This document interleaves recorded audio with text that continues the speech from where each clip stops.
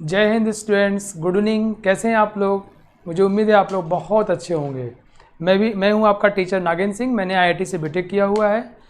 Last 15 year से मैं IIT PMT की तैयारी करने वाले बच्चों को केमिस्ट्री ट्रेनिंग देता हूं। और आपकी तरह जो बच्चे सिंसियर, डिसिप्लिन, डेडिकेटेड हैं, जो मुझे फॉलो करते हैं, उन सभी को आईआईटीएन डॉक्टर बनाया है। अगली बारी आपकी है। ओके, सो यहाँ पे बहुत सारे मेरे स्टूडेंट्स आ चुके हैं। So good evening to all of you. And we have 4 thumb rules, right? अगर आपको बातें समझ में आए तो you have to say yes. अगर ना समझ में आए से वंस मोर। आपस में बातें बिल्कुल भी नहीं करना है, it's very important. Don't talk with each other. And अगर आपको क्वेश्चन पूछा जाए तो everyone has to response. Okay, तो हम लोग पढ़ रहे हैं बच्चों some basic concepts of chemistry, और ये लेक्चर नंबर 5। और अभी तक हमने बहुत सारी बातें सीख चुकी है इसकी। मोल वगैरह बेसिक कहाँ से आया, बहुत सारी चीज़ें, atomic number, mass number, stability of nuclei, stability belt, we all have seen this concepts. And ये सारी फैसिलिटीज़ हम लोगों को L1 कोचिंग के L1 एस्पायर ऐप से मिलती है, जहाँ पे सारी कंप्लीट पैकेज है। इनफैक्ट अगर आप इसको ठीक से पढ़ते समझते हो तो आप कुछ भी कर सकते हो। You can top in your community exams, right? अगर आपको सारी चीज़ें रियली अच्छी लगती हों, क्योंकि हम प्रयास कर रहे हैं, but you are the beneficiary. So if you like this concepts, अगर ये आपको साइंटिफिक बनाते हों, आपको समझने में हेल्प करते हों, तो अपने भाई बहन, स्कूलमेट, क्लासमेट को ज़रूर सजेस्ट करिएगा। हमने पिछली क्लास में क्या पढ़ा था? रिलेशनशिप एमंग एटम्स, याद है आपको? आइसोटोप, आइसोबार, आइसोटोन, आइसोडाइफर्स, है ना? गुड। एंड हमने पढ़ा था एवरेज एटॉमिक मास, ये भी आपको याद होगा। मोलिकुलर मास, ये भी आपको याद होगा। हमने कुछ बहुत ही खूबसूरत क्वेश्चन ट्राई किए थे मोलिकुलर मास से। चलिए, तो जो हमने पिछली क्लास में पढ़ा था उसी के बेस पर एक आपका चेक योर मेमोरी, एक क्वेश्चन ट्राई कराता हूँ, जैसा मैं हमेशा करता हूँ कि पिछली क्लास में आप कितने अटेंटिव थे या अभी कितने अटेंटिव हैं। So everyone has to answer, please come on बच्चों।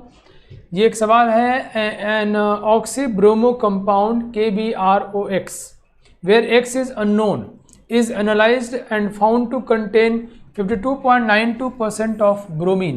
What is the value of X? एक खूबसूरत सा मोलिकुलर मास के ऊपर बेस्ड क्वेश्चन है बच्चों, तो ये ट्राई करना है। And time is 90 seconds. Time आपके पास 90 सेकेंड्स का है। KBROX is a compound where X is unknown to us, and in this compound bromine is 52.92%. So what is the value of X? Your time starts now. गलत सही जो भी लगे try करो, क्योंकि सवाल को 90 सेकेंड्स के बाद तो बन ही जाना है। So let's try yourself. हाँ चलो फटाफट बच्चों बनाना शुरू करो।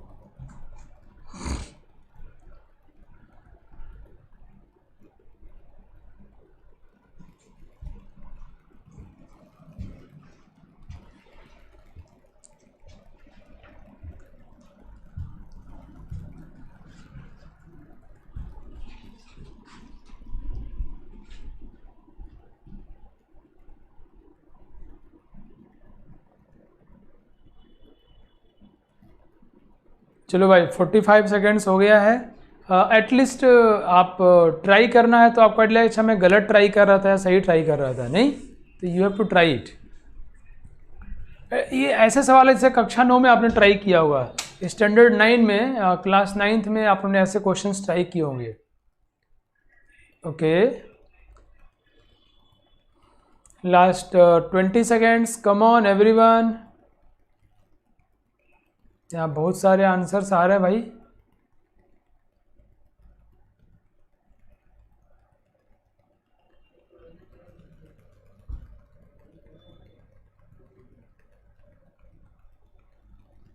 Okay, now time is over.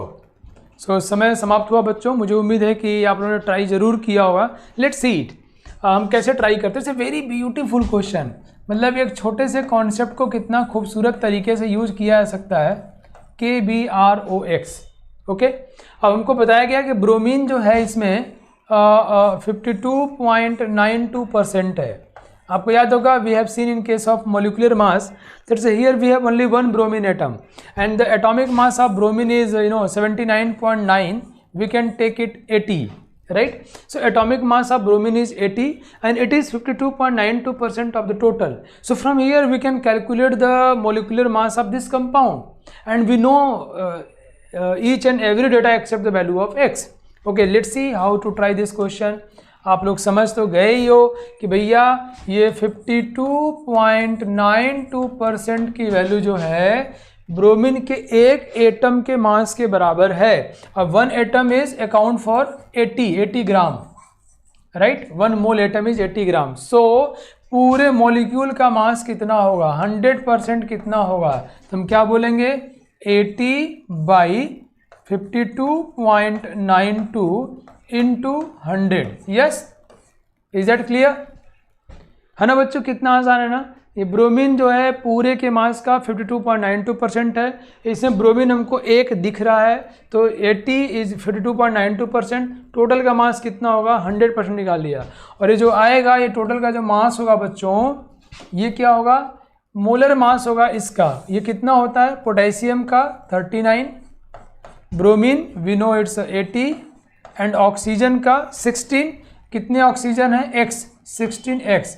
This value should be equal to this one and from here we will calculate the value of x. समझ में आया नहीं, बताओ, बोलो समझ में आया कि नहीं? आइडिया कितना आसान और खूबसूरत है, पता है ये बहुत ही अच्छा सवाल है कितने भोले भाले कॉन्सेप्ट पूछा गया है। अगर आपको समझ में आ गया हो तो फटाफट बोलो यस। सभी लोग जल्दी जल्दी, गुड, बहुत बढ़िया, वेरी नाइस, ताकि मैं समझ पाऊँ कि yes we are moving in the right track, है ना। वाओ, ग्रेट, वेरी नाइस, बहुत अच्छे, आप लोग समझ गए। ओके, अच्छा सवाल था। तो अब ऐसे क्वेश्चन पूछे जाएंगे, ध्यान रखना कैसे आंसर करना है, ठीक है बच्चों। Now molecular mass of the mixture, हमने जैसे एवरेज एटॉमिक मास देखा था ना। थैंक यू बच्चों, थैंक यू, आप लोग सीख गए तो मुझे बहुत सुकून मिला है और आप लोग हमेशा सीख ही जाते हो। You know, average atomic mass we have seen. अगर आइसोटोप्स होते हैं तो हम सबका एवरेज लेते हैं। वैसे ही कोई कोई मिक्सचर हो, लेट्स सी मैं क्या बोलना चाह रहा हूँ, कम ऑन, हमारे पास एक कंटेनर है, उस कंटेनर में we have suppose CO2, we have methane and we have कुछ और, मान लो नाइट्रोजन है, ये सब है। ये सपोज करो उसमें बच्चों 60% है, ये सपोज करो ये 30% है एंड ये है 10%। मतलब एक कंटेनर में 3 अलग अलग गैसेस हैं, ठीक है। समझते ही आप तैयार हो जाओ समझने के लिए, नया कॉन्सेप्ट, नया आइडिया। और ये बिल्कुल वैसे ही है जैसे हम लोग एवरेज एटॉमिक मास देखे थे। ओके, एक मिक्सचर है, गैसियस मिक्सचर है, उसमें ये रेशियो है ना। तो हमसे पूछ, अच्छा ये रेशियो कैसे है, बाई मोल्स या बाई वॉल्यूम, बाई मोल्स या बाई वॉल्यूम, है ना बच्चों। तो अगर मोल या वॉल्यूम की बात करेंगे तो वो नंबर वाला रेशियो होता है, मतलब 100 मोल में 60 मोल या 100 लीटर में 60 लीटर। तो वॉल्यूम या मोल में बात करोगे तो रेशियो वही होगा जो हम सोच रहे हैं, लेकिन मास में वो बात नहीं होती है, ठीक है। मास वाले में वो बात नहीं होती, क्यों? 100 ग्राम में 60 ग्राम है, 100 ग्राम में 30 ग्राम है, तो वहाँ पे जो बात कहने जा रहे हैं वो बात फिट नहीं बैठेगी। ओके, बात मेरी समझ गए आप लोग। तो बच्चों ये रेशियो जो हमको दिया हुआ है, परसेंटेज दिया है, बाई मोल दिया है या बाई वॉल्यूम दिया है, क्लियर। नाउ हमें इस गैसियस मिक्सचर का मोलिकुलर मास निकालना है। तुम क्या करेंगे, मोलिकुलर मास क्या होता है बच्चों, मास ऑफ 1 मोल। तो 100 मोल में हम 100 मोल का मास निकाल लें मिक्सचर का, हम 100 मोल मिक्सचर का मास निकाल के उसको 100 से भाग दे दें तो 1 मोल मिक्सचर का मास आया कि नहीं, बताओ। समझ में आई बात आपको मेरी? हमारे पास अगर सिर्फ CO2 होता तो हम कहते इसका मोलिकुलर मास 44 है, but we have CO2, CH4 and N2 in different compositions, right. हमसे कह रहे हैं इसका मोलिकुलर मास बताओ। हम मान लेंगे 100 मोल गैसियस मिक्सचर है तो 60 मोल CO2 होगा, 30 मोल CH4 होगा and 10 moles will be N2 and we will calculate the mass of 100 moles and then divide by 100 and will get the molecular mass of the mixture. Yes, is that clear now? See, तो हम कैसे करेंगे बच्चों, देखो देखो, इन सारी बातों को नोट भी करते रहो। क्या करने वाले हैं, what we are going to do. So we know the molecular mass of out of 100 moles of mixture 60 mole will be CO2 as it is given in the problem. तो 60 मोल का मास कितना होगा, 1 मोल 44, तो 60 into 44 plus 1 mole is CH4 is 16 and here we have 30 moles, so 16 into 30 plus 1 mole is 28 and here we have 10 moles, so 28 into 10, this is the mass of 100 moles of mixture, so divide by 100, so the mass of 1 mole of mixture and 1 mole is called molecular mass. Mass of 1 mole is called molecular mass. Is that clear? सभी लोग answer करो, समझ में आया कि नहीं? अंश शर्मा जी कह रहे हैं सर वंस मोर। हाँ, ये दोस्त कह रहे हैं सर 100 मोल कैसे हुआ। ऐसा है कि हमको इस सवाल में कह रहा है, बड़े प्यार सुनो, क्वेश्चन में कह रहा है कि एक कंटेनर में गैसियस का मिक्सचर है जिसमें 60% CO2 है, 30% CH4 है और 10% N2 है। ओके, वो ध्यान समझना। तो हमने मान लिया, अगर इसका मतलब यही हुआ ना कि अगर 100 मोल मिक्सचर होगा, अगर 100 मोल मिक्सचर होगा तो 60 मोल CO2 होगा, 30 मोल CH4 होगा और 10 मोल N2 होगा। अगर हम 60 मोल 100 मोल ले, अगर 1000 मोल लेंगे तो उसमें 60% ये होगा, राइट भाई, परसेंटेज का मतलब ये होता है। तो अगर हम लोग 100 मोल मिक्सचर लेते हैं तो उसमें 60 मोल CO2, 30 मोल CH4, 10 मोल N2 होगा, ठीक है। तो 60 मोल CO2 का मास कितना होगा, तो 60 इंटू 1 मोल का मास 44 होता है, तो 60 इंटू 44 कर दिया। अच्छा, 30 मोल CH4 का मास कितना होगा, तो 1 मोल का 16 होता है, 30 इंटू 16 कर दिया।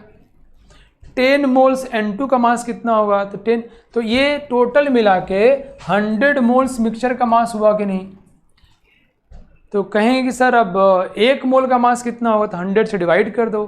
तुम लोग ये सोच रहे हो कि सर 100 क्यों ले रहे हैं, ऐसा करो आप 200 ले करो या आप 1000 मोल्स ले करो। तो मिक्सचर का अगर 1000 मोल लोगे तो ये 60 की जगह 600 हो जाएगा, 30 की जगह 300 हो जाएगा, 10 की जगह 100 हो जाएगा और नीचे किससे भाग दोगे, 1000 से। सब कट पीट के वहीं आएगा। जब कट पीट के वही आना है तो हम लोग एक आसान वाला चूज करते हैं, that is 100, because we have been given percentage. आपका भाई किसी एग्जाम में अगर 94% आया तो हम यही नहीं समझते हैं कि 100 मार्क्स का एग्जाम हुआ होगा। मतलब किसी एग्जाम में आपका 50% आया तो हम क्या समझते हैं कि 100 नंबर हुआ होगा, तुम 50 पाए हो। क्या नहीं, मेरा 100 का नहीं हुआ था, 40 का हुआ था, तो 40 से 20 पाए होगे, तो जितना भी उसका आधा पाए होगे, तो हम कुछ भी मान सकते हैं। तो इसी तरह से यहाँ पे हम इसको 100 मान सकते हैं। Okay, is that clear? सबको समझ में आ गया? गुड, बढ़िया। जब तक नहीं समझोगे समझाता रहूँगा, देखो कहोगे सर मैं जल्दी समझ जाऊँगा जब, है ना। गुड। सो मोलिकुलर मास क्या होता है, मास ऑफ 1 मोल, 1 मोल कोई चीज़। एक अगर CO2 है तो मास ऑफ 1 मोल CO2, यहाँ पे मिक्सचर है तो मास ऑफ 1 मोल मिक्सचर। हमने 100 मोल्स का निकाल लिया, 100 से भाग दे दिया तो 1 मोल का आ गया। नाउ अब जैसे बच्चों कम ऑन सी देखते हैं हम लोग। एक सवाल बनाओ, एयर जानते हो, हवा, एटमॉस्फेयर। हमारे एटमॉस्फेयर में सपोज 78% नाइट्रोजन है। सपोज इसलिए बोला कि मोर और लेस इतना ही होता है, थोड़ा आगे पीछे होगा। एंड 21% ऑक्सीजन है एंड सपोज 1% CO2 है, right. So find molecular mass of air. तो आज हम लोग एयर का मोलिकुलर मास निकालते हैं। एयर क्या है बच्चों, मिक्सचर, गैसेस मिक्सचर। तो suppose the composition of air is like this, so what is the molecular mass of air. ये सवाल सीधे कंपटीशन में पूछा गया है कि एयर का मोलिकुलर मास क्या होता है। चलो बताओ बच्चों, जल्दी जल्दी सॉल्व करो। टाइम आपके पास 90 सेकेंड्स का। Why 90 seconds, because here we have little bit calculations, so that's why. And your time starts now. Everyone has to answer, सबको उत्तर देना है भाई। एयर का मोलिकुलर मास निकालो, बड़ा मजेदार चीज़ है यार। तुम्हारे आसपास में एयर है, उसका मोलिकुलर मास बताना है। And suppose 78% is nitrogen gas, 21% is oxygen gas and 1% is CO2 gas.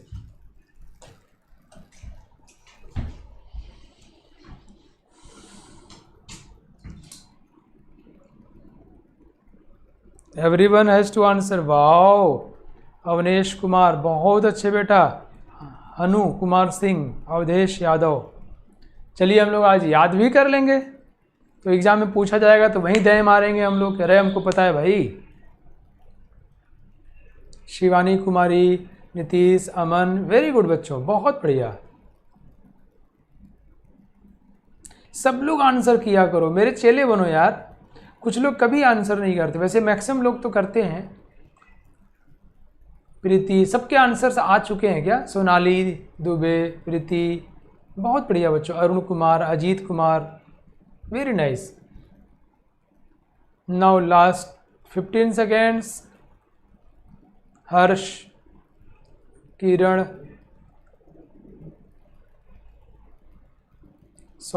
Subhadra Das, very good. Last 3 seconds, come on, now time is over. तो आपने क्या देखा कि अभी जो मैंने जब पहले पढ़ाया था तो सवाल बन ही नहीं रहे थे, इवन समझने में भी वंस मोर करना पड़ा। लेकिन एक बार समझ गए तो बच्चों ने मेरे 30, 35, 40 सेकंड में उत्तर फेंक दिया। तो जब हम बात समझ जाते तो आसान हो जाता है। और आप लोगों ने बिल्कुल सही किया है, आंसर इज अप्रोक्सीमेटली 29। एयर का मोलिकुलर मास 29 होता है। होना भी था 28 के आसपास होना था। क्यों? उसमें 78% तो नाइट्रोजन है यार, so it's very close to 28। And बाकी दिस वन इज 32 है एंड दिस वन इज 44 है। तो 44 और 33 मतलब 32, ये दोनों इससे ज़्यादा ही हैं, तो कुछ बढ़ना था, but it is very close to 28 ना। कर लिया होगा आप लोगों ने। कैसे किया है, मैं फॉर्मूला लिख दूं क्या? चलिए, आपने शायद ऐसे किया होगा। 78 मोल्स नाइट्रोजन है, नाइट्रोजन का molecular mass is 28 plus 21 mole oxygen है। ऑक्सीजन कितना बच्चों? 32 प्लस 1 मोल जो है कार्बन डाइऑक्साइड है, इट इज़ 44। ये 100 मोल्स एयर का मास हो गया, divided by 100, the mass of 1 mole of air, so it should be 29. Okay, 29 में यूनिट भारत जी पूछ रहे हैं, तो अगर 1 एयर के एक मॉलिक्यूल का होगा तो 29 AMU होगा, और अगर एक मोल की बात करेंगे तो 29 ग्राम कर देंगे। So we can place here 29 gram considering 1 mole of the air, right? हाँ, यस। ये देखो अभी अनन्य सिंह ने बड़ा अच्छा लिखा, 29 gram per mole we can write it. Good बेटा, बहुत बढ़िया, तुम तो यार बड़े अच्छे हो। चलिए, 29 gram per mole, okay, good. Now check your concept. एक सवाल ट्राई करो फिर से आप लोग। Calculate the molecular mass of the gases mixture O2 and O3 having 80% O2 by volume. And मैंने कहा था ना, जहाँ भी वॉल्यूम होगा वहाँ बाई मोल अपने आप मान लेना, by volume, because volume is directly proportional to mole. तो जो परसेंटेज वॉल्यूम में होगा वही परसेंटेज मोल में होगा। ओके ओके बच्चों, तो इसका मोलिकुलर मास बताओ। O2 और O3 का मिक्सचर है जिसमें 80% O2 है। जनहित में जारी है क्वेश्चन ये सबके लिए, बिकॉज अब सबको मालूम चल चुका है कैसे करना है। Come on everyone, time is 60 seconds, time starts now. सबको फटाफट उत्तर देना है ताकि हम लोग कॉन्फिडेंट हो जाएं। O2 और O3 का मिक्सचर है, 80% O2 है by volume. Good,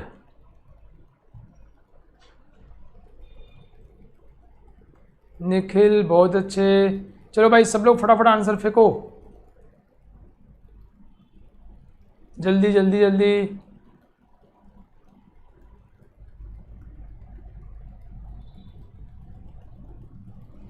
calculation mistake हो सकता है, but we should just take care of this. कि सोचो ना, आपको सब कुछ पता है, करना जानते हो, बट आप डॉक्टर नहीं बन पाए या IITian नहीं बन पाए या एम्स में जाने से चूक गए, कैलकुलेशन गलत कर दिया था, कितना बुरा लगेगा। तो कैलकुलेशन गलत नहीं होने देना है। Last 3 seconds, come on, time is over now. ठीक है, तो कर लेंगे हम लोग। 80% O2 है और 20% कौन है बच्चों, O3।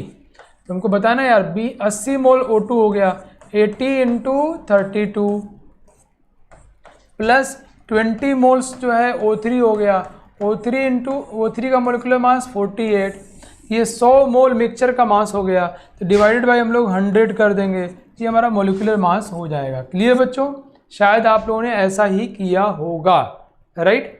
अब इसका एग्जैक्ट वैल्यू अगर निकालना है तो हम क्या कर सकते हैं बताओ, हम इसको भाग देंगे, यहाँ 0.8 हो जाएगा नहीं तो 0.8 इंटू कितना, 8 दूनी 16, 6, 1 8 3 24 और 1 25, 25.6। ओके, इसको भाग देंगे तो 0.2 हो जाएगा, तो ये 96 है ना, 48 दूनी 96 से 9.6 हो जाएगा। बोले यस नो, ठीक है, 48 दूनी 96, 9.6 हो जाएगा। 6 6 12, 2 1 9 5 14, 1 15 1 2 और 1 3, 35.2 हो जाएगा।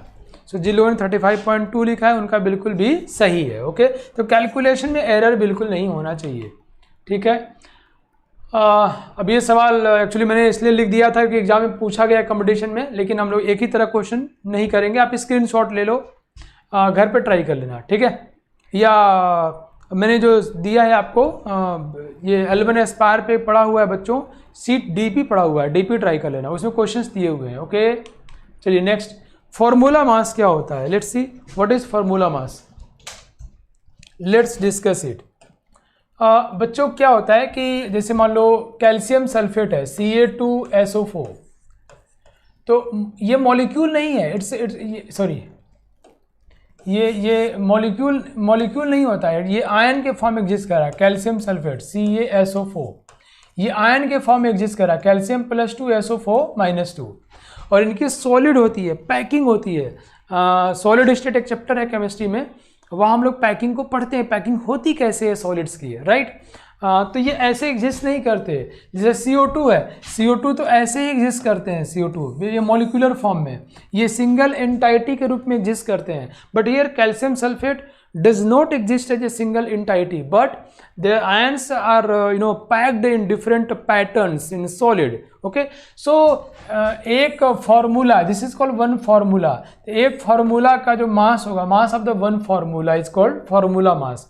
It's like molecular mass, but here we avoid to use the term molecular mass because it's not the molecule, in fact it's ions है, तो we call it as a formula mass, right। तो इसका formula mass निकालना हुआ तो बहुत इसको माथापच्ची करने की ज़रूरत नहीं है, जो मोलिकुलर मास सीखे हो वही है ये, बस नाम बदल गया है। नाम नागेंद्र बोल दो चाहे नाग सर बोल लो, मैं तो वही रहूँगा यार, मेरे में कोई फ़र्क नहीं पड़ता और आप में भी नहीं पड़ता है, नहीं। तो बच्चों ये फार्मूला मास बोलते हैं। कैल्शियम कितना होता है 40, सल्फर का 32 और ऑक्सीजन का 16, 4 है 64 हो जाएगा, ये जोड़ दिया तो वन फार्मूला मास हो गया, इतना ग्राम पर मोल, ठीक है। तो फार्मूला मास और मोलर मास एक ही चीज़ है, बस मैं आपको बताना ये चाह रहा था कि फार्मूला मास हम लोग आयंस के लिए यूज करते हैं, आयनिक सॉलिड केस में। ओके, समझ गए आप लोग, क्योंकि मैं आपको बताऊं मैं क्यों हंस रहा हूँ। एक टीचर आए थे, पता नहीं कौन से धुआंधार टीचर थे।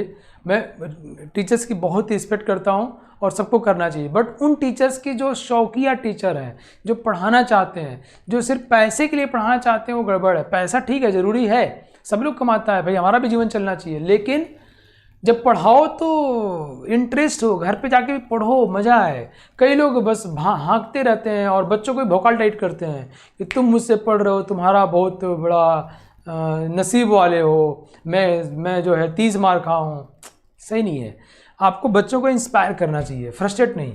वो उनको बोला तो वो NaCl का ऐसा स्ट्रक्चर ड्रॉ किए थे, मैं दंग रह गया, उनको तुरंत प्रणाम किया, उनसे बहुत महान है।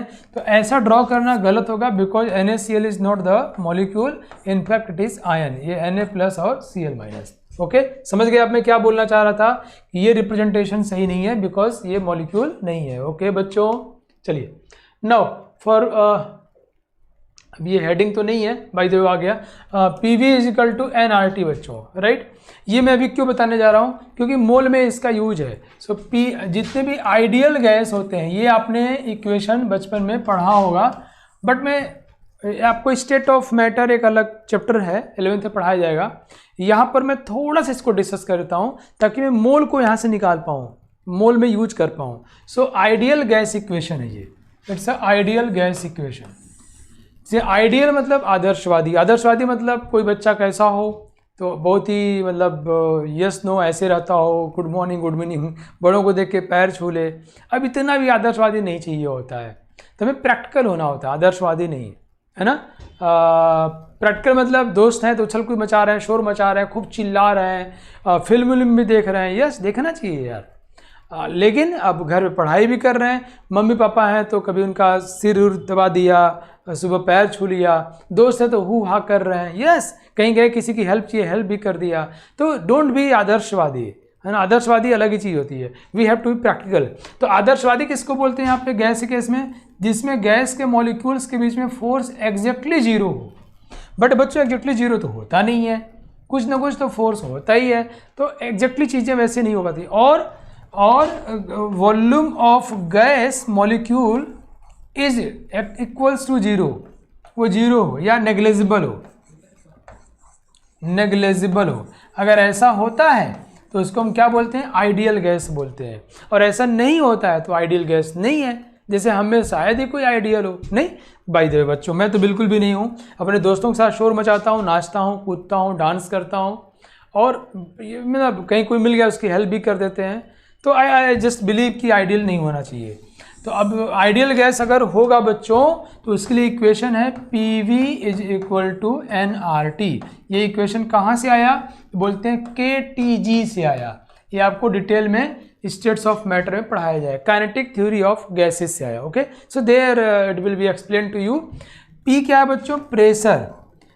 मैं बस धीरे धीरे बोलूँगा, आप सुनते जाना और डिटेल बाद में किया जाएगा। जिस कंटेनर में गैस को रखा गया है उस कंटेनर के सरफेस के ऊपर गैस कितना प्रेशर लगाता है, pressure applied by gas on the surface of the container is called P। V क्या है, V है बच्चों volume available to gas for free movement. Gas को फ्री मैं कंटेनर का वॉल्यूम नहीं बोल रहा मैं क्या बोल रहा हूँ, जो वॉल्यूम गैस को अवेलेबल है फ्री मूवमेंट के लिए उसको क्या बोलते हैं, V। अब गैस का आइडियल गैस पढ़ रहे हो तो गैस का वॉल्यूम क्या है, जीरो मान लिए हो, तो जो भी कंटेनर का वॉल्यूम है उसको अवेलेबल हो जाएगा, नहीं। लेकिन अगर आइडियल नहीं होगा तो ये नहीं होगा, राइट बच्चों। तो V is the volume of the gas available to it for free movement. V gas को जो वॉल्यूम फ्री मूवमेंट्स के लिए अवेलेबल होता है that is called V here. But in case of ideal gas, since the volume of gas is assumed to be zero, negligible, so volume of container is supposed to be V here, right? N क्या बच्चों, कितना moles gas है, gas कितना moles है। मैं यहाँ पे इसको डेराइव नहीं कर रहा, सिर्फ इसका मतलब समझा रहा हूँ। ओके बच्चों। R क्या बच्चों, गैस कांस्टेंट है। T क्या है, टेम्परेचर है। T क्या है, टेम्परेचर। N और R, ये टेम्परेचर हमेशा हमको केल्विन में रखना होता है। मैं इनसे बातों पे आता हूँ धीरे धीरे। ये प्रीति कह रही है force applied sir not pressure applied. देख बेटिया पढ़ो, अभी पढ़ाओ नहीं ये P लिखा ही है तो F फोर्स कहाँ है बोल रही है, ये प्रेशर अप्लाइड है बेटिया, फोर्स पर यूनिट एरिया, ठीक है। इसको डिटेल में समझाया जाएगा, है ना। तो ये डिटेल हम लोग समझेंगे। तो PV is equal to nRT ideal gas equation है। चलिए बच्चा लोग, P pressure, V volume, N number of mole, R T, ये 9th क्लास में दिया हुआ है।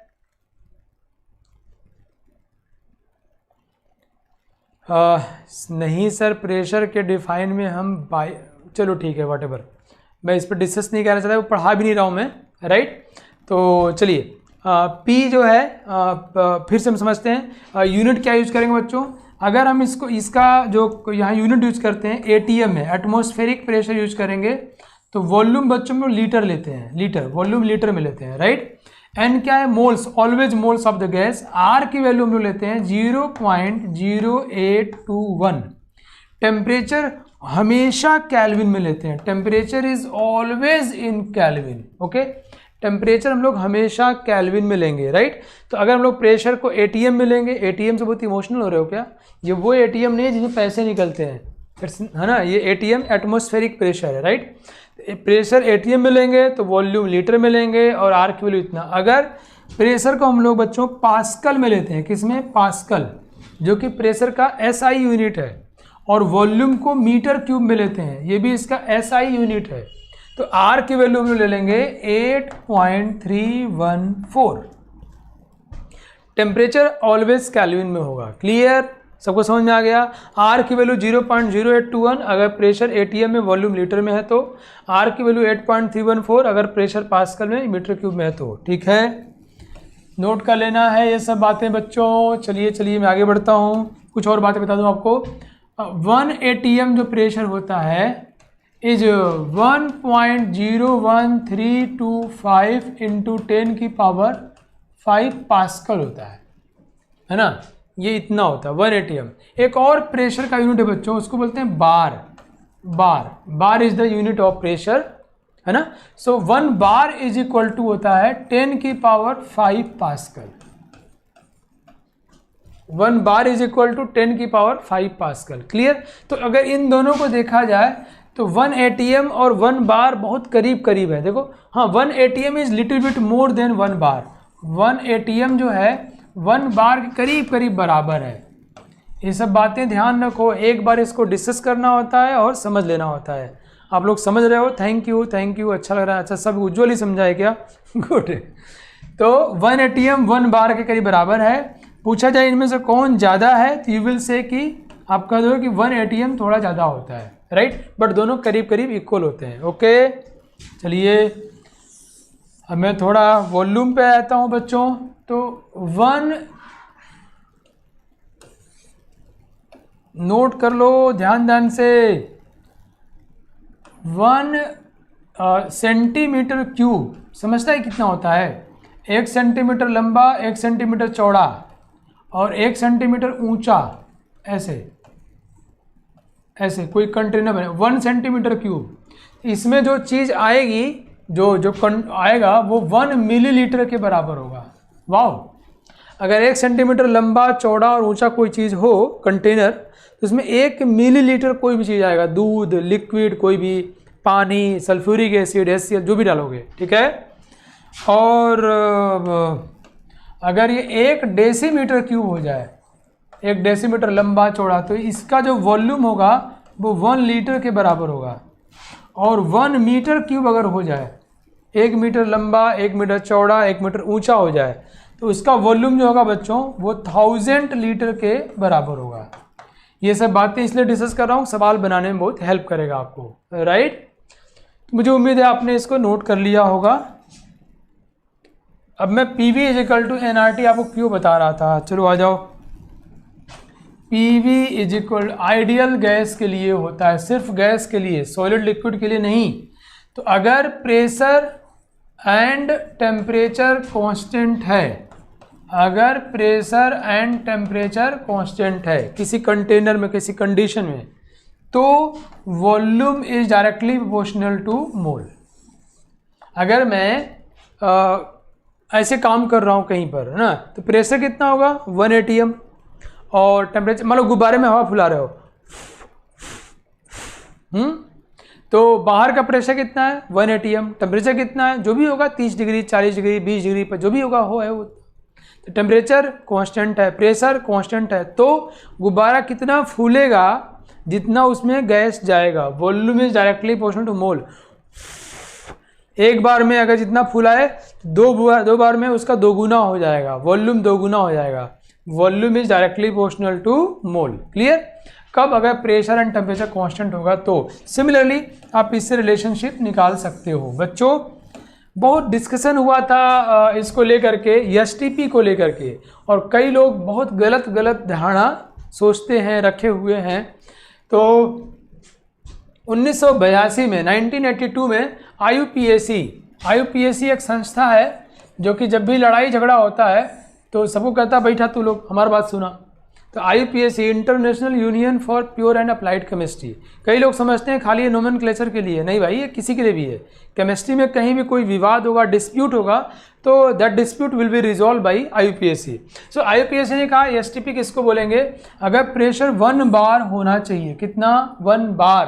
Keep in mind it's not 1 atm, although 1 bar is very close to 1 atm, it's another fact, but here it has been defined for 1 bar by IUPAC in 1982 and temperature is 0 degree centigrade. 0 degree मतलब 273.15 kelvin. और NTP normal temperature and pressure, कई लोग even कई किताबों में NTP और STP को same मान लिया गया है। ऐसा मत करो, ये गलती मत करो, अगर उसने किया है तो ब्लंडर है, इट्स ए मिस्टेक, ऐसा होना नहीं चाहिए। NTP नॉर्मल टेम्परेचर और स्टैंडर्ड टेम्परेचर, दोनों नॉर्मल टेम्परेचर और स्टैंडर्ड दोनों सेम कैसे हो सकता है? सो नॉर्मल को डिफाइन किया गया जब टेम्परेचर 20 डिग्री सेंटीग्रेड हो, कितना? 20 डिग्री, और pressure is now 1 atm, it's normal pressure is 1 atm। सो बच्चों ये आप ध्यान रखना, दोनों डिफरेंट हैं और दोनों का डेफिनेशन बता दिया। यहाँ 1 बार लिया गया है, 1 atm, it's a standard 1, it's a normal 1, it's a standard 1, it's a normal 1। Okay, now by using this formula PV is equal to nRT। कुछ ज़्यादा मैं डेटा दे रहा हूँ क्या यार? बोर तो नहीं हो रहे आप लोग हैं बच्चा लोग? नहीं तो मैं गाना गाने लग जाऊँगा। चलो बाय द वे, भी गाने के मूड में नहीं हूँ मैं। PV बहुत कुछ पढ़ाना है मुझे ना यार। PV is equal to nRT में अगर हम लोग वॉल्यूम निकालें गैस का तो क्या होगा? nRT by P। Okay, thank you. अगर हम लोग बच्चों इस कंडीशन पे, मतलब हम 1 मोल गैस का, कितना? 1 मोल गैस का वॉल्यूम निकालें लीटर में, तो R कितना हो जाएगा? 0.0821। और टेम्परेचर कितना बच्चों? हमेशा केल्विन में टेम्परेचर रखते हैं, तो वी कैन प्लेस 273.15 और वी कैन से 273 रख लें।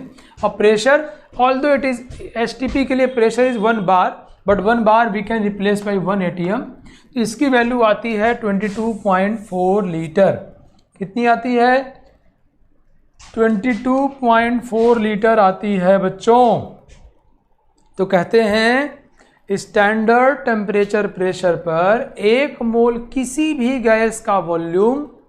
अब देखो तुम्हें एक चीज़ समझाऊं, मज़ा लो यार, थोड़ा बहुत पढ़ा दिया ना, थोड़े मज़े लेते हैं। कम ऑन, आओ भाई मज़े लिया जाए। चलो बच्चा लोग, मैं एक सवाल कई लोगों से पूछा हूँ, अब वो अंड बंड उत्तर करके अपना जान बचाए हैं, भागे वहाँ से। मैं कहूँ भाई देखो H2 तो बहुत छोटा होता है, कहें हाँ, हम कहे SO3 तो बहुत बड़ा है, इसकी तुलना में बहुत बड़ा है। H2 इतना बड़ा तो H3 इतना बड़ा होगा, हैं? ठीक है ना? क्या? हाँ, बहुत बिल्कुल सही बात है। हम कहे 1 मोल H2 का वॉल्यूम कितना होगा? कहते हैं 22.4 लीटर STP पर। कब? STP पर 22.4 लीटर। हम कहे 1 मोल SO3 का वॉल्यूम कितना होगा? कहते हैं 22.4 लीटर। हमके बोलने में ख़राब नहीं लग रहा है। हमके आलू छोटा होता है और तरबूज बड़ा होता है। हमके 1 दर्जन तरबूज और 1 दर्जन आलू दोनों का वॉल्यूम बराबर होगा, दोनों का मास बराबर होगा, वॉल्यूम बराबर होगा। कहें नहीं, क्यों? कह सर भाई आता हूँ, थोड़ा सूसू लगी है, ले भागा वो। समझे?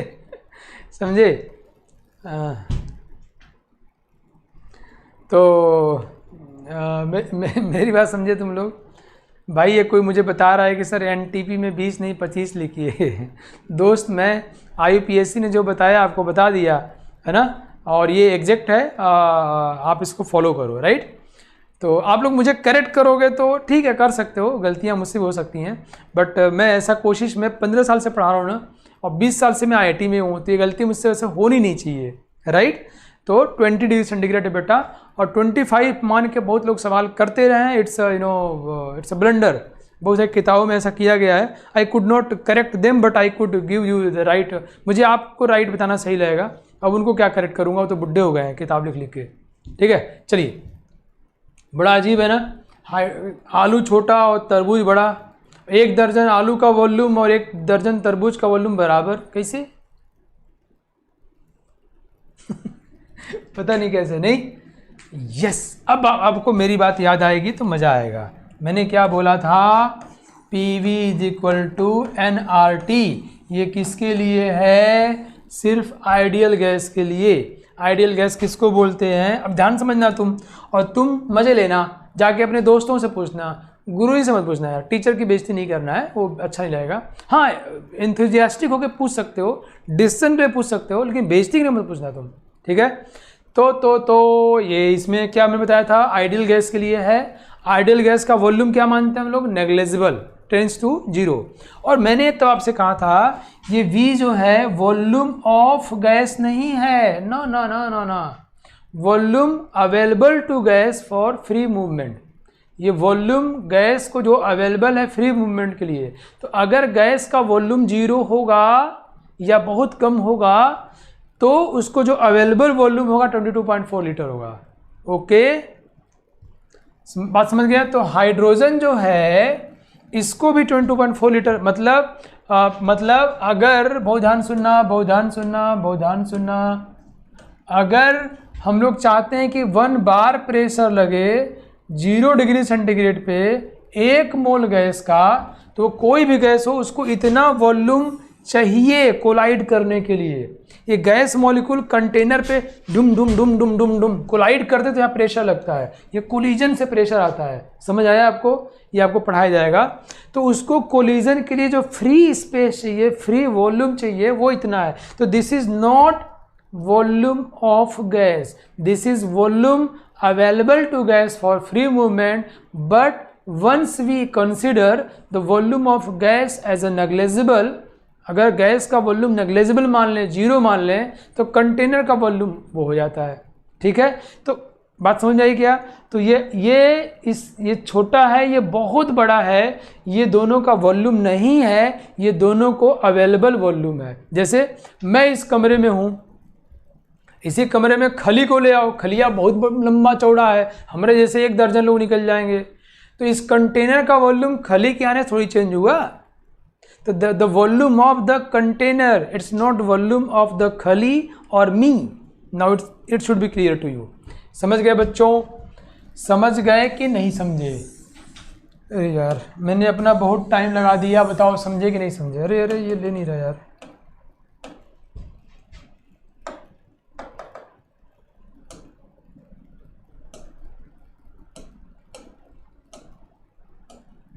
हेलो अमित, अमित जी,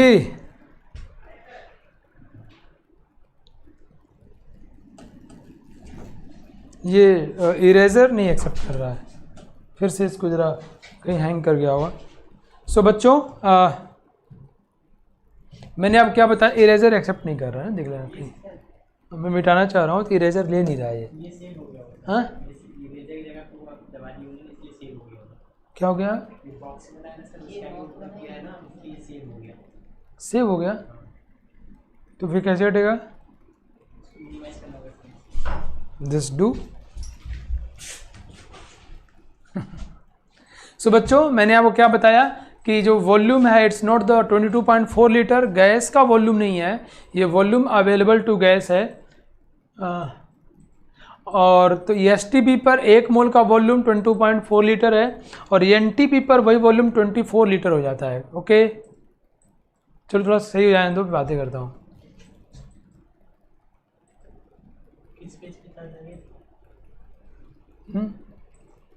ये वाला है।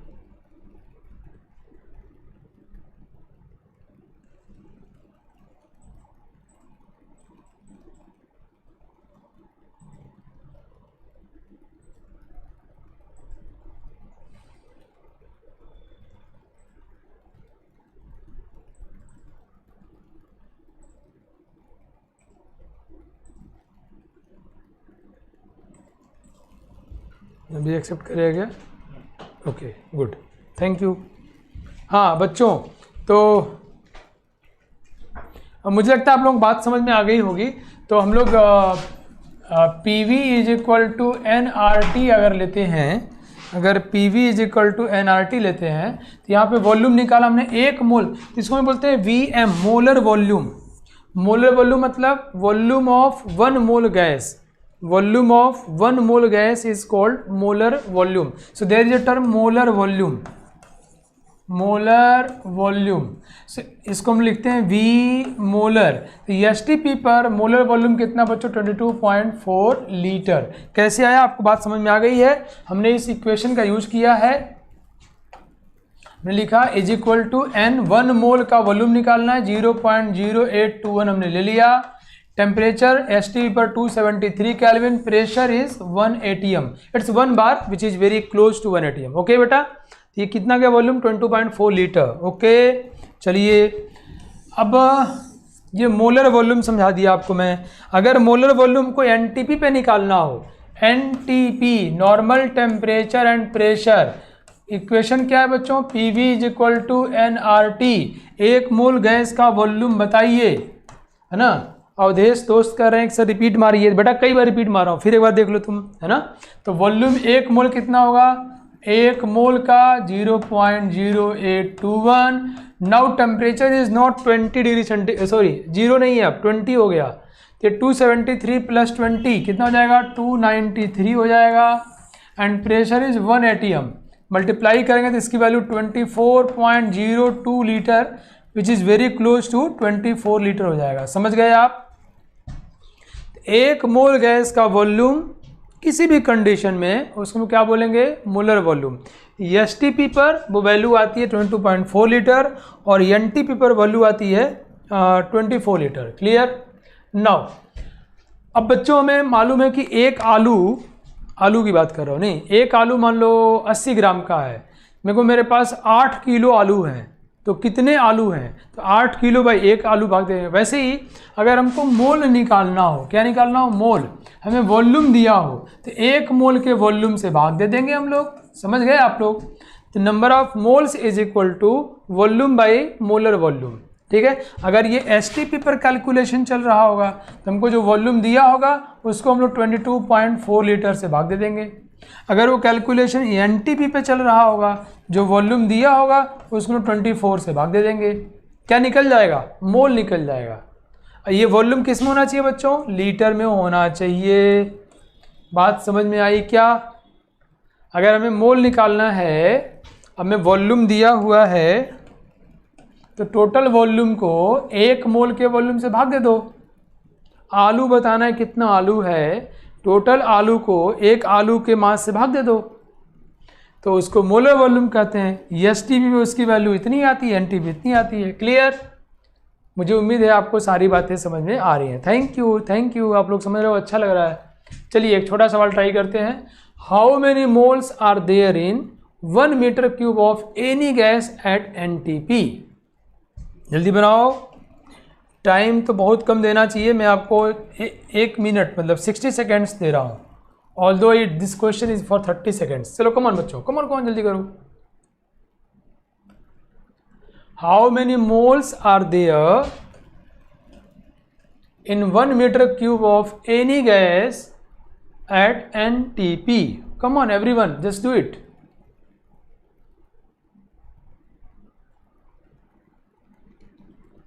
कैलकुलेशन में गलती नहीं होनी चाहिए, ये ध्यान रखना आप लोगों को. और इसके लिए आपको एक फिल्म देखना पड़ेगा, शकुंतला देवी, अभी YouTube पे आया हुआ है, देख सकते हो. उनकी कैलकुलेशन उनका बहुत शार्प था. देखो शायद तुम्हारा मन भी अच्छा हो जाए. फिल्म देखना बुरी चीज़ नहीं है, बट अच्छी फिल्में होनी चाहिए, है ना. शकुंतला देवी कैलकुलेशन बहुत फास्ट था. तुम लोग भी करो बच्चों.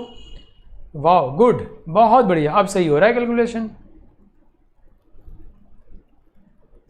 Last 10 seconds. Come on everyone.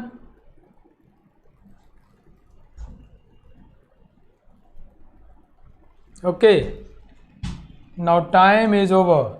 Okay, so we have to calculate number of moles. हमें वॉल्यूम कितना दिया है? 1 मीटर क्यूब. हमको पता है it will be equal to 1000 litre. 1 metre cube is equal to 1000 litre. NTP पे बात कर रहा है, इसको 24 लीटर से भाग दे देंगे. मैं आपको यही सचेत कर देता हूँ, बहुत सारी किताबों में NTP को STP मान लेता है और ये 22.4 लीटर यूज करता है. बिना ज़्यादा सोचे विचारे परेशान हुए ये बोल देना है कि ये गलत है. और ये हम नहीं कह रहे हैं, मेरी क्या औकात है यार. ये IUPAC ने कहा है और ये फिर भी लोगों ने लिखा हुआ है, क्या किया जाए। लेकिन अगर आप कॉम्पिटिटिव एग्जाम दोगे तो वहाँ पे क्लियरली मेंशन होता है, राइट। ओके बच्चों, चलिए आगे बढ़ते हैं हम लोग। बहुत अच्छे, बहुत शानदार किया आप लोगों ने, बहुत बढ़िया। अब ये सवाल ट्राई करो, equal masses of oxygen, hydrogen and methane are. Equal mass लिया गया, ऑक्सीजन, हाइड्रोजन एंड मीथेन का मास, इक्वल मास लिया गया, right. Are taken in a container in identical condition. यहाँ ये बात छूट गई, कंडीशन मतलब बच्चों टेम्परेचर प्रेशर की बात कर रहा है, मतलब सेम कंडीशन पे। तो फाइंड द रेशियो, मतलब condition temperature and pressure same है, राइट। ये लिखना है, भूल गए हैं। ओके, तो find the ratio of volume of the gases, मतलब एक कंटेनर में ऑक्सीजन मतलब O2, हाइड्रोजन मतलब H2 एंड मीथेन मतलब CH4। ओके, ये तीनों है, तीनों का मास इक्वल है और सेम कंडीशन पे है, टेम्परेचर प्रेशर सेम है, तो इनके वॉल्यूम का रेशियो बताओ। मतलब volume of oxygen ratio volume of hydrogen ratio volume of methane क्या होगा। जस्ट डू, थोड़ा सोचना है सवाल में, थोड़ा सा, बट आप लोग इतने तेज दिमाग के हो कि आप लोगों के लिए कोई फर्क नहीं पड़ता। बहुत आसान है, मजेदार सवाल है। Time is 1 minute. Okay, time starts now. खेलने वाला सवाल है, पजल टाइप का है। मास का रेशियो दिया है, वॉल्यूम का रेशियो पूछ रहा है, कह रहा टेम्परेचर प्रेशर सेम है। अरे यार, इतना आसान सवाल।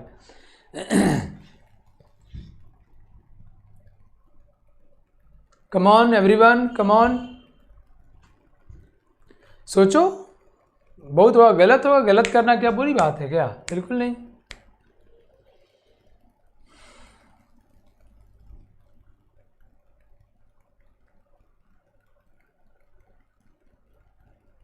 Now last 20 seconds, come on everyone.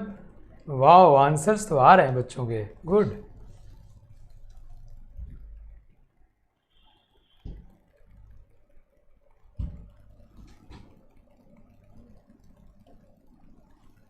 Now time is over. बहुत अच्छे, आप लोग बहुत बढ़िया बच्चे हो यार, कोशिश करते हो, that's a great thing. Answer भी बहुतों के सही हैं। Let's come on, let's see it. देखते हैं हम लोग बच्चों इसको। मैं थोड़ा कोशिश करता हूँ आपके साथ और आप सभी लोगों को सीख लेना है। चलिए कम ऑन। देख क्या हुआ, कह रहा तीनों का मास बराबर है, तीनों का मास हमने x ले लिया, x मास x ले लिया। अब इनका हम, ये तो मास है बच्चों, क्या है ये, मास इक्वल लिया गया है। इन तीनों का मोल्स निकाल लेते हैं, है ना। मोल्स निकाल लो, कैसे निकालोगे, मोलिकुलर मास से भाग देके। कितना जाएगा ये, x/32, और ये कितना हो जाएगा, x/2, और ये कितना हो जाएगा, इसका मोलिकुलर मास कितना बच्चों, 16 डिवाइड कर दिया।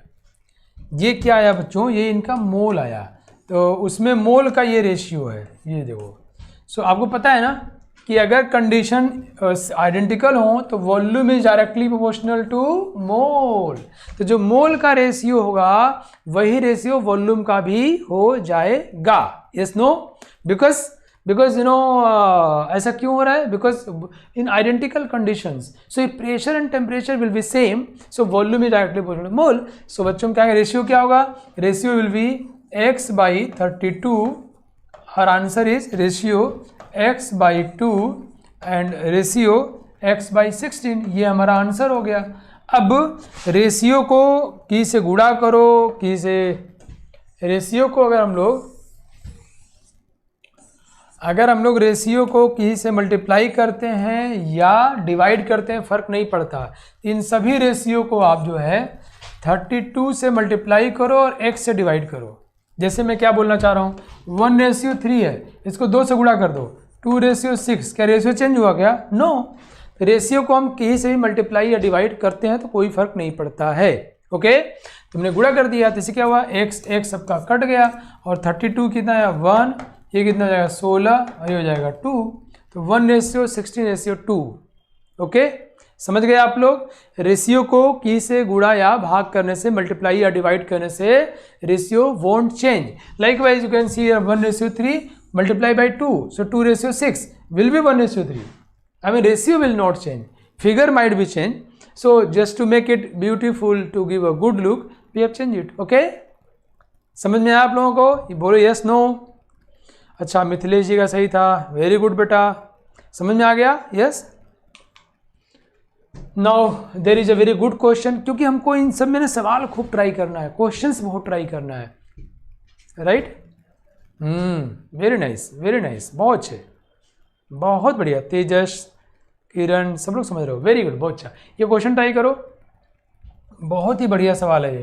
क्वेश्चन इज 600 ml वॉल्यूम दिया है, बहुत ही खूबसूरत क्वेश्चन है, झनझना आता है दिमाग को, मज़ा आ जाता है। O3 एंड O2 का वॉल्यूम है, इन दोनों को मिला के वॉल्यूम दिया है 600 ml, और इन दोनों को मिला के मास दिया हुआ है 1 ग्राम। कब? At NTP। Okay, now calculate the volume of ozone in the mixture. तो इस मिक्सचर में ओजोन का वॉल्यूम क्या होगा? ओजोन एंड ऑक्सीजन का combined volume is 600 ml and combined mass is 1 gram at NTP. So we have to calculate the volume of ozone in the mixture. It's a very good question. बड़ा मजा आता है करने में यार। Yes, just do it. Time is 2 minutes, 120 seconds for everyone. मजे लो भाई, सवाल के मजे लो। Your time starts now.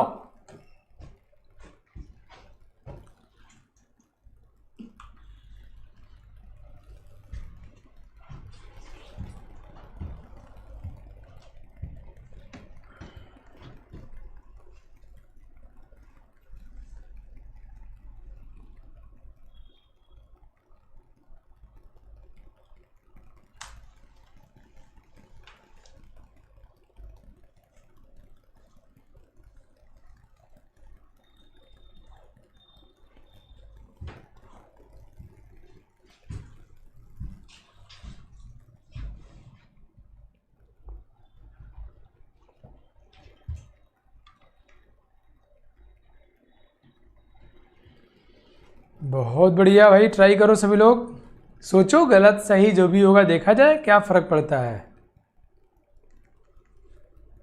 देखो मेरे दोस्त मोहम्मद आसिफ जी अभी दिखे हैं यस बोलते हुए। बेटा आंसर भी किया, अगर तुम्हारा आंसर मुझे याद नहीं आ रहा तुमने लास्ट टाइम कब किया। मैं सबको चाहता हूँ सबको आपको नाम से जान जाऊँ, कम से कम आपके आंसर से, गलत सही जो भी हो।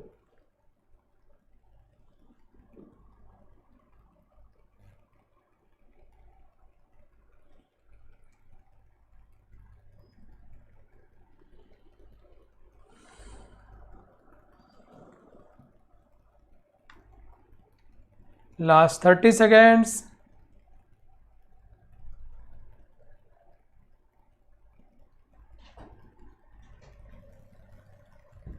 वाह मिथिलेश, बहुत बढ़िया, कोशिश करना बहुत ज़रूरी है।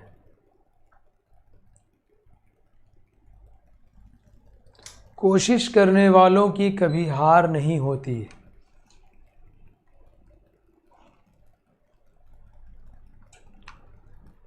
Now time is over. Okay, so मुझे उम्मीद है आप लोगों ने ट्राई किया होगा, ये बहुत ही खूबसूरत है। मैं आपको कॉन्सेप्ट सिखाने वाला हूँ, थोड़ा फ्रेश हो जाओ, थोड़ा इजी हो जाओ, थोड़ी मस्ती मार लेते हैं, है ना? क्योंकि आप लोग समझाना है, तो थोड़ा इजी हो जाओ, समझाना आसान रहेगा। ओके, तो आप लोग सब कुछ समझ में आ रहा है ना? ये बहुत ही छोटे कॉन्सेप्ट पे क्वेश्चन है बेटा।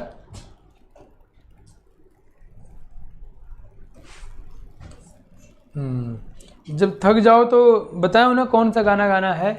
गाना याद है आपको?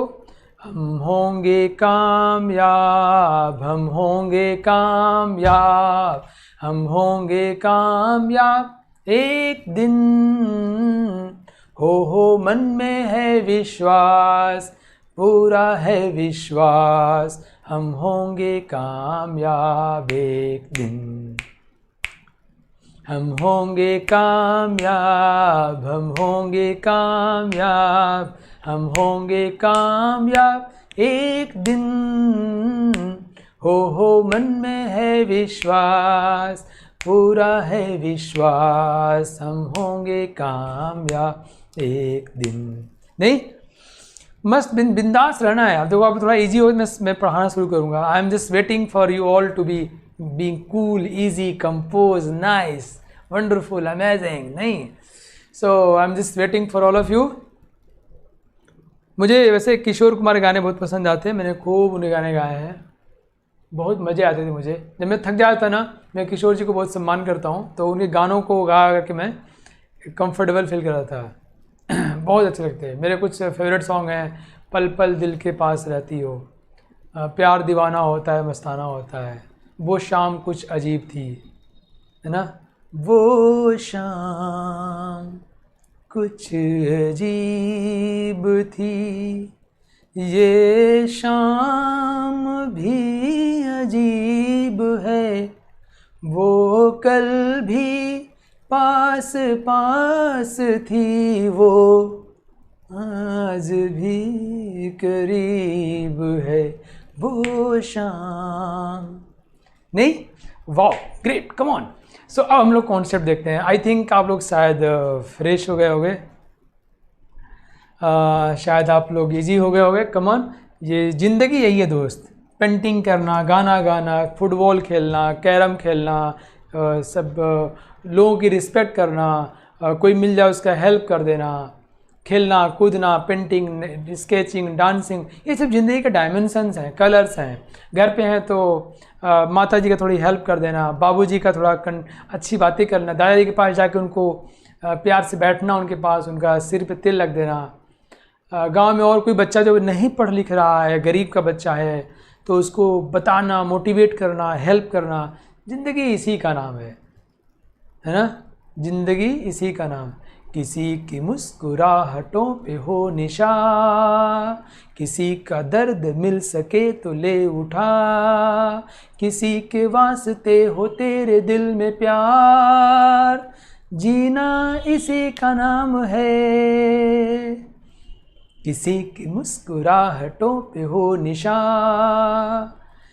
है ना, कितना शानदार चीज़ है। Come on come on, now let's see, let's enjoy. After brief enjoyment, refreshment, come on to the topic. Yes बच्चों, कितना आसान है यार, volume of O2 plus volume of O3। You know, आपको सिर्फ सवाल ट्राई नहीं करना है, आपको आइडिया बिल्डअप करना है। इसको नाग सर क्या बोलते हैं, मतलब मैं क्या बोलता हूँ, लाइन ऑफ थॉट, कि अच्छा मुझे सवाल को ऐसे अप्रोच करना था, वाओ गेट इट, ऐसे करना है बच्चों। चलिए कम ऑन, तो हम लोगों को लाइन ऑफ थॉट देखना है कि ऐसा क्वेश्चन पूछा जाए तो volume of O2 plus volume of O3 is equal to कितना है बच्चों, इट्स 600 ml।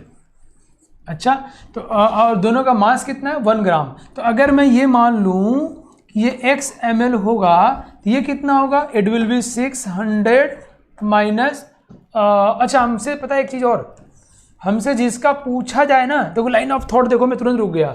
हमसे जिसका पूछा जाए उसको x मानना जाता है। क्यों, हम जब कैलकुलेट करते हैं तो पहले x निकल के आता है, तो हमारा आंसर हो जाएगा। मालूम चला पहले x निकालो फिर घटाओ, तो एक स्टेप बच जाएगा हमारा। तो जो पूछा जाए उसको मानते हैं इन जनरल, अगर कोई दिक्कत ना हो तो हम इसको x मान लेंगे। ये कितना होगा, 600 माइनस x, क्या है, वॉल्यूम। अब यहाँ से इनका मोल निकल जाएगा, कैसे, ये ध्यान रखना, ये किसमें, मिलीलीटर में है ये, okay. So we have assume in ml, millilitre, ठीक है बच्चों, ठीक है, ध्यान सुनो। नाउ 1 मोल NTP पे वॉल्यूम कितना होगा, ये कितना था, 24 लीटर ना, 24 लीटर, मिलीलीटर में कितना होगा, इतना हो जाएगा, इतना मिलीलीटर, याद है आपको, 24,000 मिलीलीटर, है ना। तो हमने क्या कहा था कि जब मोल निकालना हो तो 1 मोल के वॉल्यूम से भाग दे देते हैं, तो क्या निकल जाता है, मोल। तो अगर हम ये वॉल्यूम ऑक्सीजन का है, इसको हम लोग 24,000 से भाग दे दिए, डिवाइड कर दिए। Why, because it's 24 litre, so 24,000 ml, because here the value has been given in ml। नाउ ये बेटा क्या है, ये मोल है, किसका, ऑक्सीजन का। यहाँ इसको भी हम लोग 24,000 से डिवाइड कर दिए, ये क्या निकल गया, मोल, किसका, ओजोन का। समझ गए क्या। अब क्या करना है, इन दोनों का मास 1 ग्राम दिया है, तो मोल आ गया यार, तो मास नहीं निकालो, कैसे, ये इतना मोल O2 है, 1 मोल O2 का मास कितना होता है, 32 ग्राम। 1 मोल O3 का मास कितना होता है, 48 ग्राम।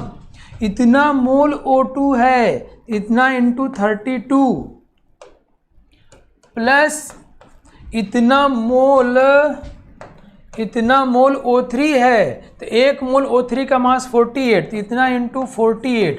ध्यान समझो, ये क्या है मास ऑफ O2, ये क्या है मास ऑफ O3, दोनों जोड़ दो कितना आना चाहिए 1 ग्राम आना चाहिए। सॉल्व कर लेंगे, आंसर निकल के आ जाएगा। बोलो यस नो, आसान है कि बहुत आसान है?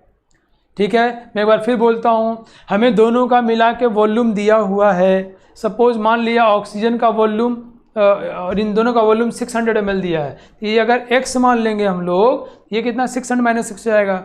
अगर हमका वॉल्यूम निकल गया बच्चों तो मोल निकल जाएगा, मोल निकल गया तो मास निकल जाएगा। क्यों? मोल इनटू मॉलिक्यूलर मास।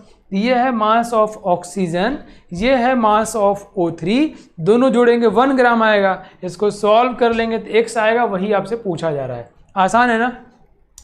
समझ में आया तो यस बोलना, पक्का यस बोलना। बोलो समझ में आते ही यस बोलना है। ओके चलिए, अब मुझे आपको एक नया कंटेंट पढ़ाना है। टाइम बहुत कम है, मेरे पास किसी क्लास है क्या? मैं 10 मिनट और ले लूँ? ओके थैंक यू बच्चों, मैं आपको 10 मिनट और पढ़ा देता हूँ। Density. Okay thank you thank you thank you thank you, आप लोग समझ गए। 10 मिनट और पढ़ा देता हूँ। डेंसिटी कैसा? डेंसिटी हम बचपन से जानते हैं। डेंसिटी क्या होता है? मास बाई वॉल्यूम, है ना। इसका यूनिट क्या होगा? ग्राम पर मिलीलीटर, या क्या होगा? किलोग्राम पर लीटर। मतलब ऊपर मास होगा, नीचे वॉल्यूम होगा। यस, चलो ये फटाफट शुरू हो जाओ। डेंसिटी की बात कर रहे हैं, मास बाय वॉल्यूम। अच्छा, किलोग्राम में कितने ग्राम होते हैं बच्चों? 1 किलोग्राम में 1000 ग्राम।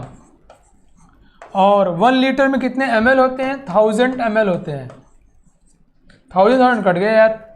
मतलब क्या हुआ कि किलोग्राम पर लीटर इज इक्वल टू ग्राम पर ml होता है। मतलब क्या हुआ, अगर किसी चीज़ का डेंसिटी x ग्राम पर ml है, किसी चीज़ का डेंसिटी मतलब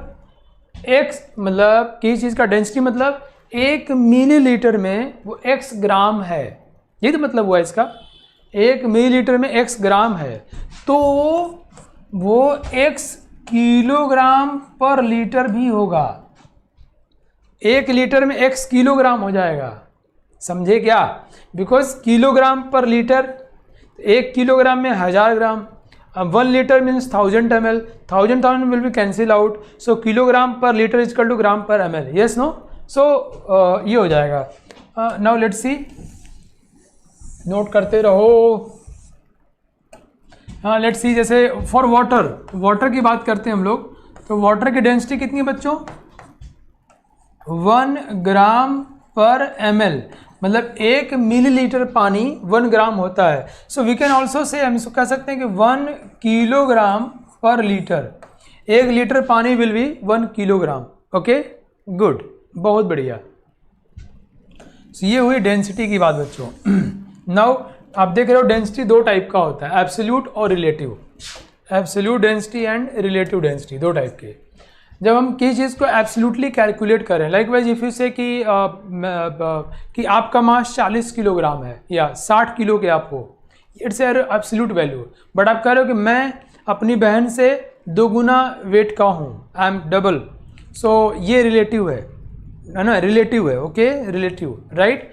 तो बच्चों ये एब्सोल्यूट क्या होता है? जब हम एब्सोल्यूट का यूनिट होता है, आपने कहा कि मैं अपनी बहन के 2 गुना मास का हूँ, तो 2 गुना 2 मीटर नहीं, 2 लीटर नहीं, 2 सेकेंड नहीं, 2 किलोग्राम नहीं, double of that.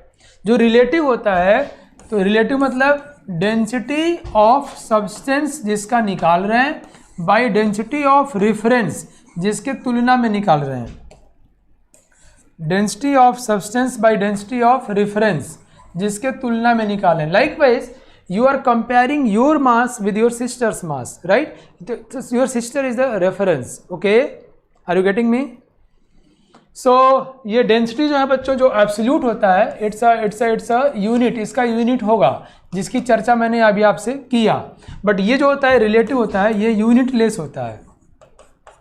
It's just the comparison, density of substance by density of reference.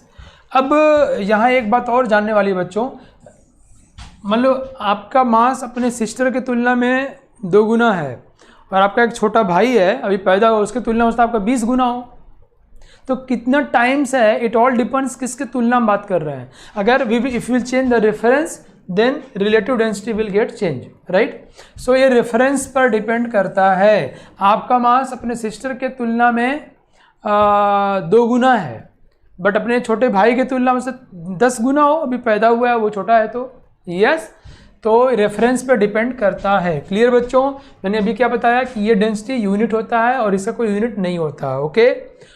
अब ये क्यों यूज करते हैं, जब थोड़े बड़े हो गए, साइंस थोड़ा और पढ़ोगे आप, मेडिकल या इंजीनियरिंग से, मैंने इंजीनियरिंग किया IIT से, तो कई बार डेंसिटी एक्चुअल एब्सोल्यूट वैल्यू निकालना मुश्किल हो जाता है, तो हम लोग रिलेटिव निकालते हैं। सो रिलेटिव कैलकुलेशन के लिए, लेबोरेटरी पर्पस के लिए या एक्सपेरिमेंटल पर्पस के लिए आसान होता है। So many times we choose this one, relative density, okay. Now relative density जो हमको पढ़ना है बच्चों, 2 पढ़ना है। एक को बोलते हैं वेपर डेंसिटी, मैं यही लिख देता हूँ इसको, हमको 2 को ज़्यादा डिटेल में पढ़ना है, जो कि वैसे होते कितने रिलेटिव डेंसिटी, इनफाइनाइट होते हैं। ये कितने होते हैं बच्चों, इनफाइनाइट। क्यों, ये आपस में बातें ना करो बच्चों, प्लीज़ फोकस हियर। आप है ना, वो मेरे थंब रूल का तीसरा पॉइंट था ये, don't chat among your self because it will disturb your पढ़ाई ना। सी देखो मैं डिस्टर्ब हो गया। रिलेटिव डेंसिटी कितने टाइप का होता है, ये इनफाइनाइट टाइप का हो सकता है, ये डिपेंड करता है हमने रेफरेंस क्या यूज किया है, ओके। हमारे जो एग्ज़ाम्स में क्वेश्चन पूछे जाते हैं तो वहाँ हमसे 2 पूछे जाते हैं। एक है बच्चों, एक पूछा जाता है वेपर डेंसिटी को लेकर के, वेपर डेंसिटी को लेके, और एक पूछा जाता है स्पेसिफिक ग्रेविटी को लेकर के। और इन दोनों को सिखाते सिखाते, स्पेसिफिक ग्रेविटी, इन दोनों को सिखाते सिखाते मैं आपको कॉन्सेप्ट देने की कोशिश करूंगा, क्योंकि मैंने कई बार परीक्षाओं में देखा है कि वो रेफरेंस बदल के भी सवाल पूछे गए हैं। इस वेपर डेंसिटी को इन शॉर्ट हम लोग वीडी से रिप्रेजेंट करते हैं। स्पेसिफिक ग्रेविटी को इन शॉर्ट हम लोग SG भी यूज करते हैं, स्पेसिफिक ग्रेविटी, ओके। आगे देखता हूं मैं, वेपर डेंसिटी कैसे बच्चों, ऑब्वियसली इसमें क्या बदला है, रेफरेंस बदला है। रेफरेंस, यहाँ पर रेफरेंस लिया गया है, ध्यान से सुनो, हाइड्रोजन गैस को रेफरेंस लिया गया है। किसको, हाइड्रोजन गैस को रेफरेंस लिया गया है। एक बात क्लियर होना चाहिए आपको कि वेपर डेंसिटी और स्पेसिफिक ग्रेविटी कोई यूनिट नहीं होगा, क्योंकि ये रिलेटिव डेंसिटी हैं और इसमें रेफरेंस लिया गया हाइड्रोजन गैस को। तो अगर किसी का वेपर डेंसिटी निकालना हुआ, वेपर डेंसिटी, तो कहेंगे density of that whatever that substance by density of hydrogen gas, okay बच्चों। सो हम लोग वेपर डेंसिटी जो निकालते हैं, ये सवाल हम लोग गैसियस के लिए ट्राई करते हैं। किसके लिए, गैस के लिए। तो मान लो कोई गैस है, डेंसिटी ऑफ गैस A, वो ध्यान समझना, by density of hydrogen gas, okay. अब डेंसिटी क्या होता है बच्चों, density is equal to mass by volume, okay. हम सभी जानते हैं for 1 mole gas, 1 mole gas के लिए तो वॉल्यूम कितना होगा, मोलर वॉल्यूम के बराबर, और ये किसी भी गैस के लिए सेम हो जाता है, पता है ना आपको। और मास कितना होगा बच्चों, उसके मॉलिक्यूलर मास के बराबर हो जाएगा, मॉलिक्यूलर मास के बराबर हो जाएगा। ये बात आपको क्लियर हो गई होगी। फिर ध्यान सुनो, और मैंने आपको पहले अभी कुछ देर पहले बताया था कि जब हम लोग रेशियो की बात करते हैं, किसकी, रेशियो की, तो हम किसी से मल्टीप्लाई कर दें या डिवाइड कर दें, फर्क नहीं पड़ता है। तो जैसे मैंने 1 मोल लिया यहाँ पर, अगर आप 2 मोल लेते तो ये भी 2 होता और ये भी 2 होता, 2 2 कट जाता। अगर आप 3 मोल लेते तो ऊपर भी 3 नीचे भी 3 कट जाता। 1.5 मोल लेते 1.5 moles, then similar thing will happen there also, right? So dear, we can choose either one. So we will choose the one which is easy, which is comfortable for us to have calculation.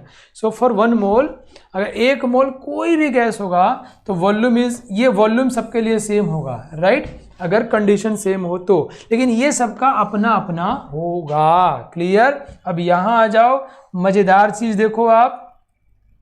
आ जाओ भाई, थोड़ा जगह create कर लूँ मैं। मज़ेदार चीज़ देखो, बहुत मज़े आने वाले हैं। वेपर डेंसिटी की वैल्यू निकलने वाला है यहाँ पर, फटाफट फटाफट। डेंसिटी ऑफ गैस, डेंसिटी क्या है? मास ऑफ, कौन सा mass? Molecular mass of gas A by molar volume. Molar volume सबके लिए क्या है बच्चों? बराबर। मैंने 1 मोल मान लिया, तुम कहो सर ये क्या है, आप 2 मोल मान लेते। 2 मान लो तुम ना, 2 2 कट जाएगा ऊपर नीचे, 3 मान लो। तो आप बात समझ गए होगे अब तक। By molecular mass of hydrogen gas and molar volume, ये सबके लिए क्या है बच्चों? सेम है। और यही बताने के लिए मैंने आपको PV = nRT और पूरा ताम झाम किया था। अब ये कट जाएगा। So vapour density is equal to, ये सब चीज़ें ऐसे सीखो ना कि लाइफ लॉन्ग हो जाए। ज़िंदगी में तुम्हें फिर दोबारा इतना कॉन्सेप्चुअल, इतना डूब के सीखने कब मौका मिलेगा मुझे नहीं पता। मैंने खुद बहुत मेहनत से सीखा है, मतलब मैं कोई आसमान नहीं टपका हूँ, बहुत मेहनत किया हूँ। तो इनको आप बहुत बढ़िया से लिखो, इनका रिस्पेक्ट करना है और समझना, अच्छा ये बात थी क्या। तो molar volume of gas A, okay, by molar mass of hydrogen is 2। So बच्चों vapour density is equal to, हम याद करते हैं मोलिकुलर मास बाई 2। ये 2 क्या है? ये 2 हाइड्रोजन गैस का मोलिकुलर मास है भाई। मैं कहूँ वेपर डेंसिटी ऑफ, बताओ CO2 क्या होगा? कहोगे CO2 का molecular mass by molecular mass of hydrogen gas कितना आ गया? 22। लोग क्या याद करते हैं, या हम लोग भी इसको दिमाग में रख लेंगे, vapour density is equal to molecular mass by 2। ये 2 क्या है? इन दोनों का रेशियो है। कहाँ से आया, समझ में आया आपको? है ना। सो वेपर डेंसिटी क्या है बच्चों? एक रिलेटिव डेंसिटी है जो किसके रेफरेंस में निकालते हैं? With respect to hydrogen gas. Hydrogen gas के रिस्पेक्ट में निकालते हैं हम लोग, और इसलिए यहाँ नीचे हाइड्रोजन गैस का मोलिकुलर मास आ गया। ठीक है। So calculate vapour density of air, आज के लिए आखिरी चीज़ है, फिर हम लोग क्लास ओवर कर देंगे। Calculate vapour density of air. Air का वेपर डेंसिटी बताइए। एयर का मोलिकुलर मास तो आपको याद ही होगा बच्चों। जल्दी जल्दी जल्दी, come on, 45 seconds, time starts now. जल्दी सबके आंसर आने चाहिए। Vapour density of air, yes.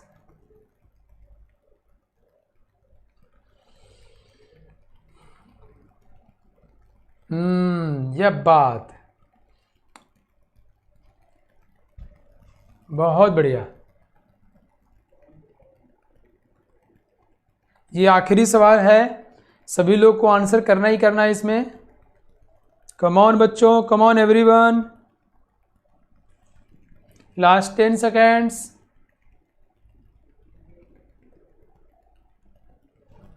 Okay, now time is over and you all have done fabulous job. आप सभी ने बहुत अच्छा किया है, बहुत बढ़िया। क्या है? तो vapour density is equal to molecular weight by 2, air का molecular weight 29/2 is equal to 14.5। That's nice. You know, जब मैंने याद किया था vapour density is equal to molecular mass by 2, so I was thinking कि ये 2 है, इट्स अ फार्मूला, क्योंकि अच्छा फार्मूला होगा। बट जब मैंने सीखा कि ये फार्मूला नहीं है, ये डिवाइड होके आया, हम कह रहे यार, बट बहुत मज़ा आया था। तो शायद आपको भी मज़ा आया हो आज जान के, और कि ये 2 कहाँ से आए, से molecular mass of hydrogen. Okay, next class में हम लोग बच्चों स्पेसिफिक ग्रेविटी पढ़ेंगे और उस पर सवाल ट्राई करेंगे। तब तक अपना आप ध्यान रखिए। मिलते हैं नेक्स्ट क्लास में हम लोग, और मुझे उम्मीद है आपको मज़ा आ रहा होगा। और मेरे चेले हो गए हो ना आप, पक्के चेले। क्या सुबह उठ के मम्मी पापा का, माता जी और पिताजी का पैर छूते हो ना, बड़ी मार मारेंगे। चलो आज से शुरू हो जाओ, नहीं छूते हो तो, और छूते हो तो मेरे पक्के चेले हो गए हो। ठीक है, मेरा भी तो आशीर्वाद लगेगा। Thank you, have a nice day and जय हिंद।